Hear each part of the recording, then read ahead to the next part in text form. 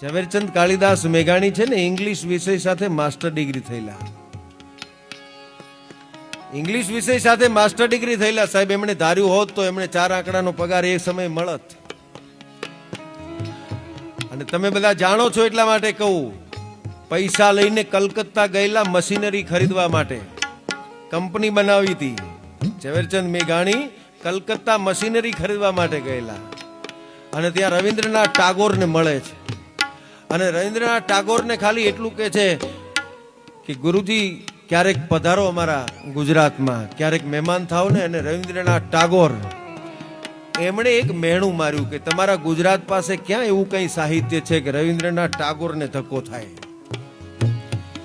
તમારા ગુજરાત પાસે ક્યાં એવું સાહિત્ય છે, તમારા ગુજરાત પાસે ક્યાં એવું કોઈ એવા લોક સંગીત છે કે રવિન્દ્રનાથ ટાગોરને ધક્કો થાય? અને સાહેબ અંબાણી બનવા માટે ગયેલો મેઘાણી બનીને પાછો આવ્યો. નક્કી કરી નાખ્યું કે મારે કંપની નથી કરવી, કવિતા કરવી છે.